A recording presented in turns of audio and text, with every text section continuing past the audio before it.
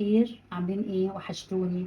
النهارده عايزه اعمل لكم حاجه سريعه كده، جربتها وفي واحده صاحبتي قالت لازم تعمليها ندى وكده، فاعمل لكم النهارده. هو اسمها فطيره احمد امين اللي في المنصوره، وانا كنت من فتره هناك وسالت بعض العمال هناك وحكوا لي بالظبط. جيت جربتها فجت معايا حلوه جدا. بحط كوبايتين لبن من الثلاجه او بره الثلاجه عادي جدا. زودت حاجه من عندي انا، لما بتحطوا نشا كقشطه كدابه انا هحط 3 معالق نشا بالظبط.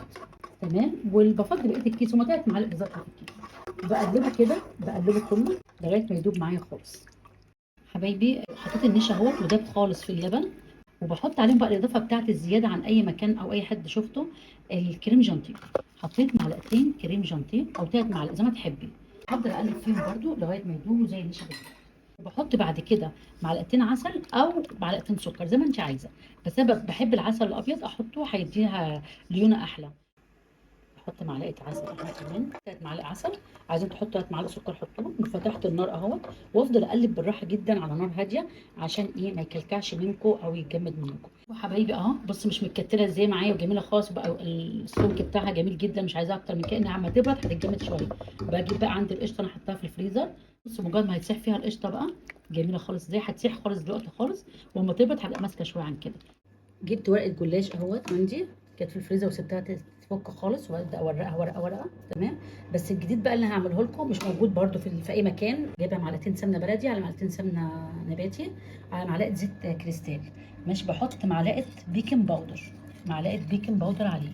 تمام، واقوم مفضيه عليه كوبايه الزبادي، وافضل اقلب فيها هتدينا سمك حلو، وهنعرف نعمل له الورقه بتاعت الجلاش، هتبقى عندها سمكها حلو، وهتورق لك الورقه وهتخليها جميله جدا جدا جدا. هتورق لك الورقه وهتخليها جميله جدا جدا.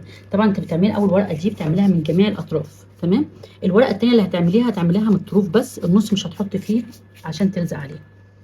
تمام، ادي الورقه الاولانيه اهي، وادي الورقه الثانيه اللي هحطها فوقيها. اللي بيخلي الزبده تفور كده طبعا البيكنج باودر. بصوا شوف كده اهو، حتى المنطقه اللي في النص مش هحط فيها زبده. ماشي،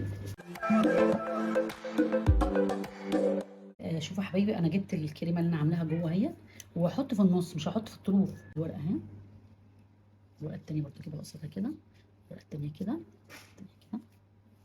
تمام، هدهن بقى المنطقه دي كده ادهنها، وهجيب الورقه التانيه برضه وراها فوقيها.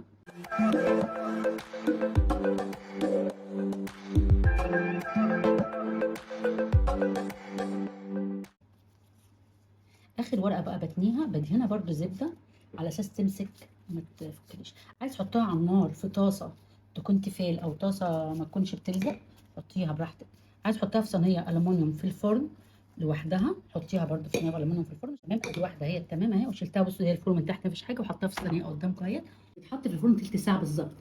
ماشي، لو شغلت فوق وتحت اديها ربع ساعه. حطي عليها معلقتين لبن عشان تطرى لغايه ما يتشرب اللبن ده عشان ما تبقاش ناشفه وانتوا تقطعوها. تمام، هتبقى بالشكل ده اهو. حط عليها السيرم، معلقه سيرم. عايزين تحطوا عليها معلقه عسل ابيض حطوا. السيرم ده بتاع الكنافه وبتاع الجلاش العادي، حطاه في التلاجة عندي. وجبت بقى معلقه سكر وحطها في المصفى وهنخل كده.